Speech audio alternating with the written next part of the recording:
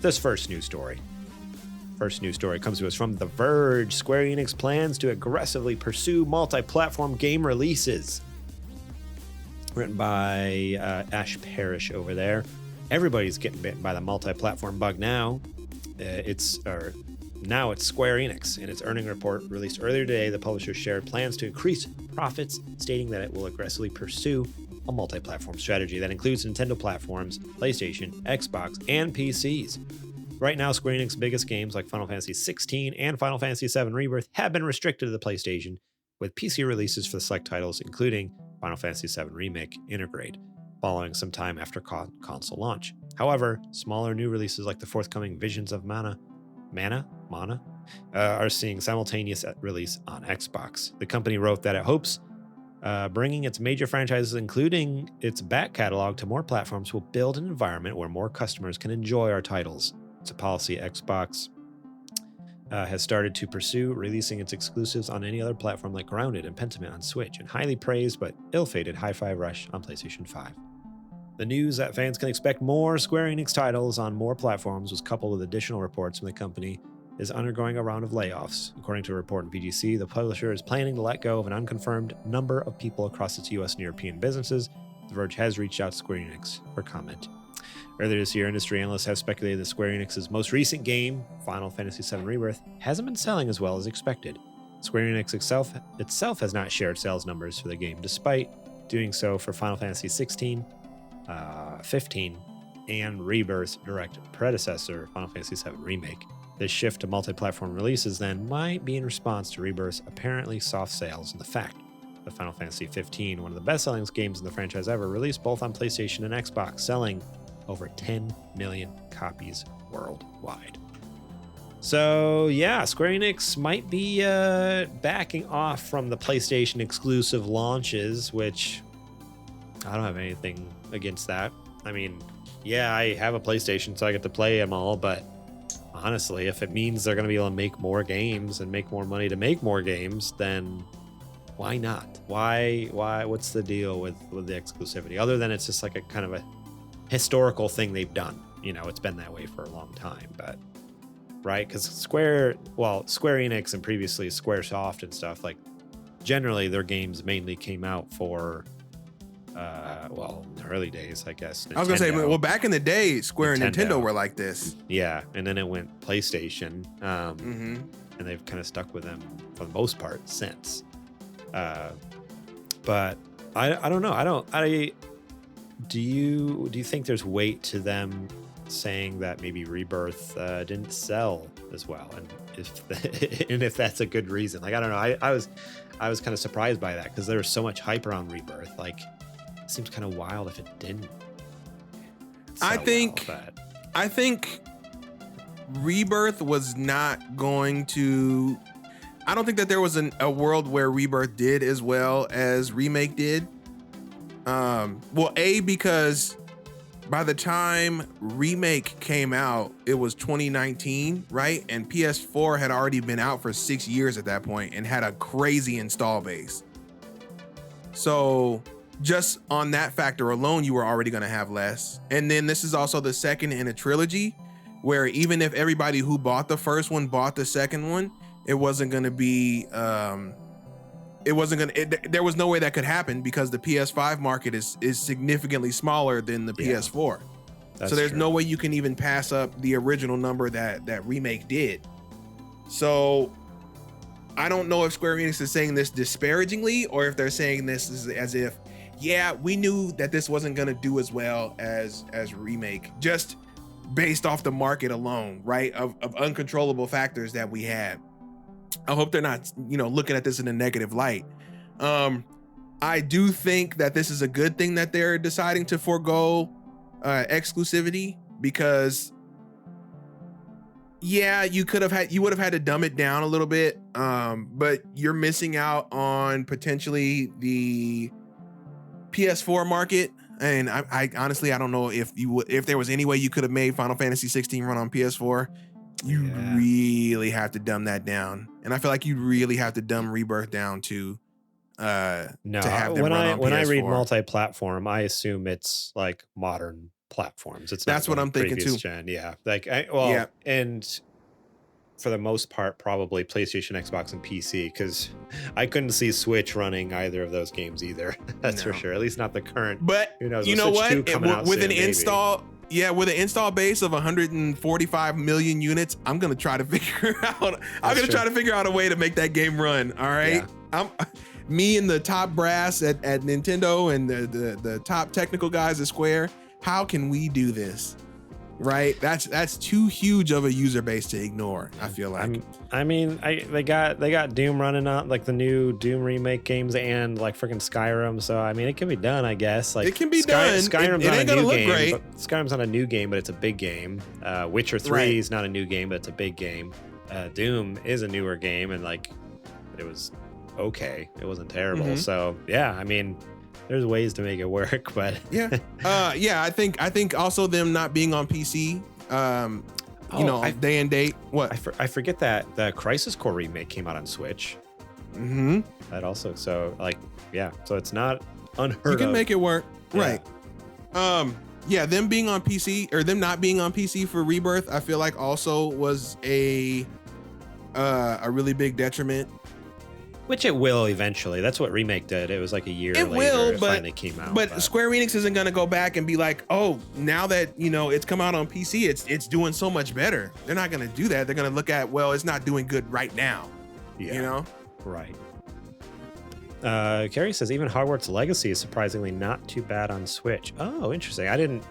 I forgot that it even came out on Switch because it didn't come out at launch on Switch. It came out later. It came out way later. Yeah, like it was delayed a little bit, but that is true that came out. And that's interesting to hear that it's not too bad.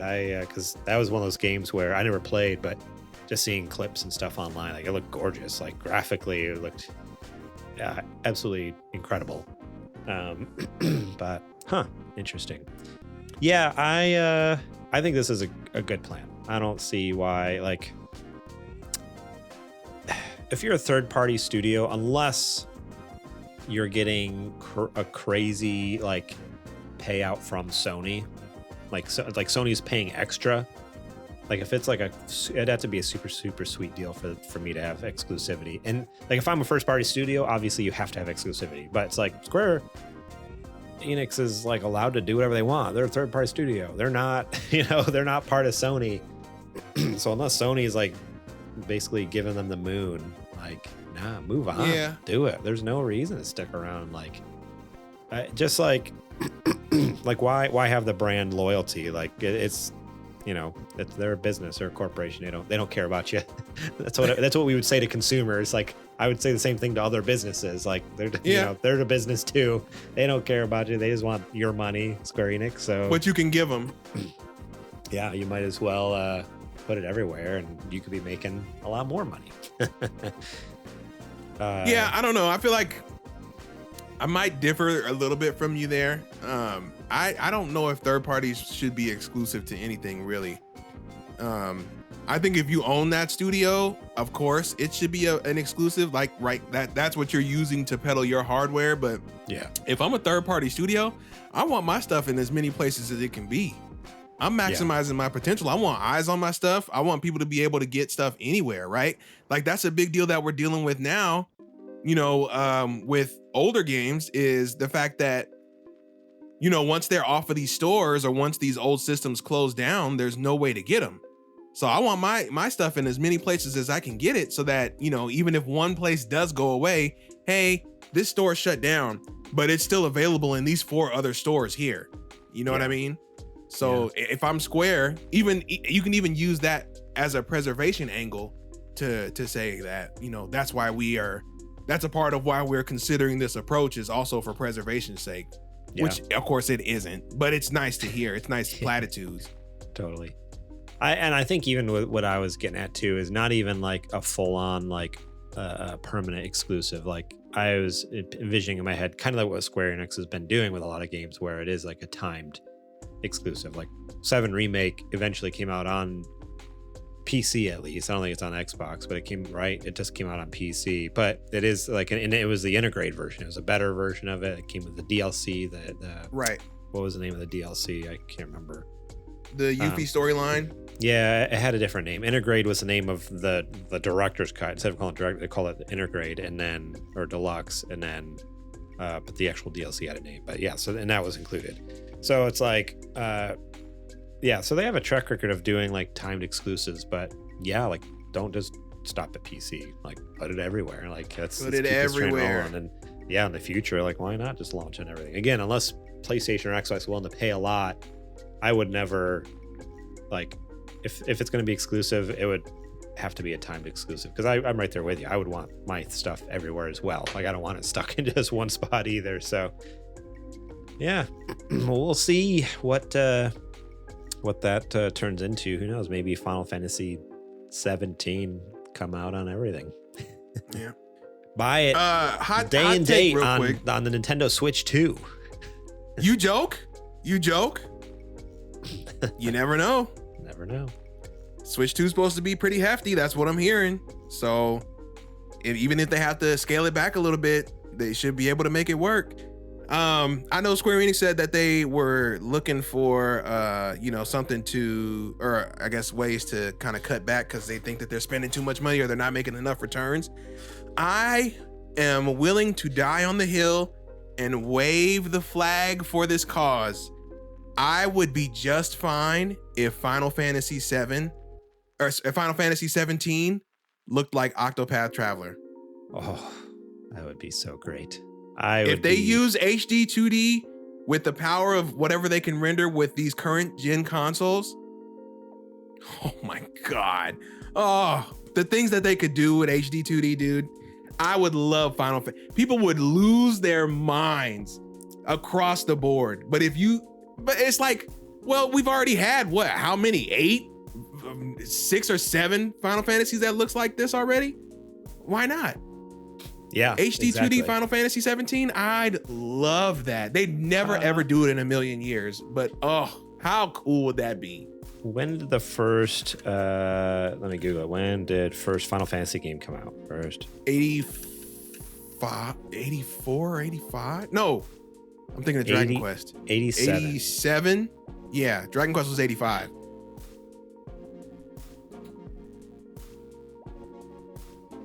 I don't know. I'm just trying to think. I feel like that'd be like an awesome like celebration thing, like an anniversary.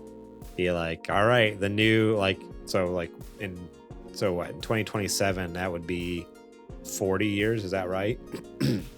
So like 2027, yeah, will be 40 years. So whatever Final Fantasy game comes out like around 2020, like in 2027, be like for the 40th anniversary of Final Fantasy, we're going back to our roots, and like even have the trailer like start out like really sick like CG, and then like kind of like oh God, the meltdown on the internet would be so good, dude. Oh, the tears. Give them all. Yeah, dissolve into like that 2D HD kind of style, and like yes, do it. Going back to our just roots. Imagine that style, dude, in crispy 4K, because it's not as intensive as 16 is.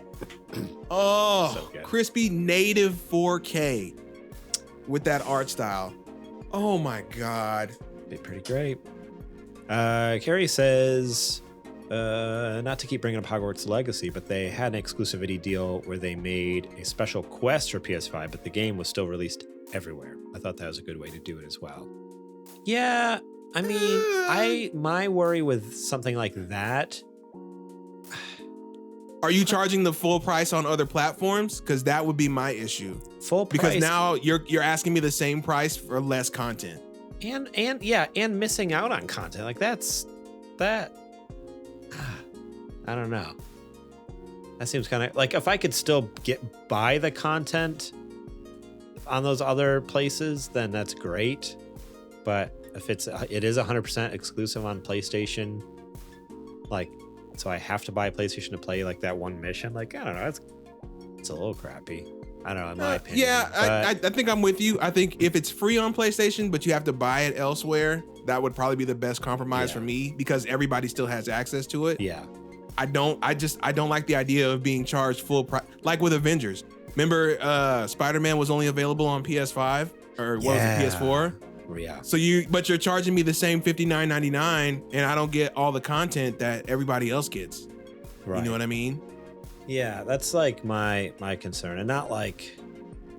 And to be honest, like even if I had bought that game, it probably wouldn't affect me at all anyways, because I'm not typically one to go through and do like 100% of all the content and stuff like that. So honestly, for me, it's like, whatever. But if I was thinking about that in like a franchise that I do enjoy, like, oh man, that'd be really crappy to be like, shoot, I don't own an Xbox, so I miss out on X mission, to do something with a special character or something like that. But the quest is being released for free this summer everywhere else. Okay, so yeah. Okay. So it's a. I see. So it was timed exclusive. So that even okay. Then yeah, that's great. That's fine. Like the game goes out everywhere day and date.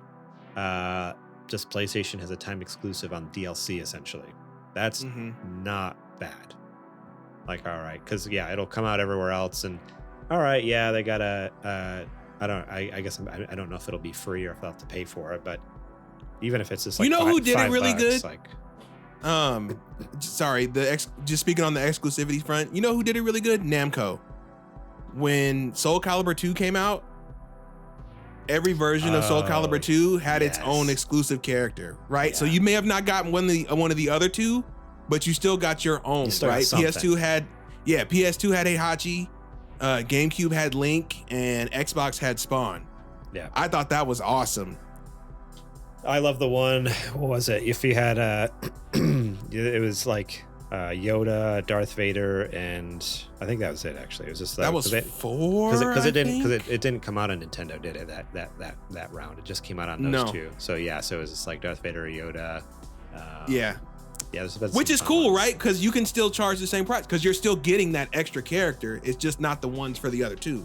So you're still getting the same amount of content. That's why I'm fine with it. Yeah, totally. Yeah, that is a good point. That's a really good one. Everyone have their own exclusive content, and eventually, maybe it'll come crossover to the other platforms, maybe not, but at least you got something. Thank you so much for watching that clip from our podcast. Remember, if you want to watch the full episode, link will be in the description below. You can click on that and check it out. We got listener questions. We got more news segments. We got what you playing. We got a lot of fun things. So yeah, more than just the news. There's a lot more to the show that you should go check out. So remember, click that link in the description. Check out that full episode.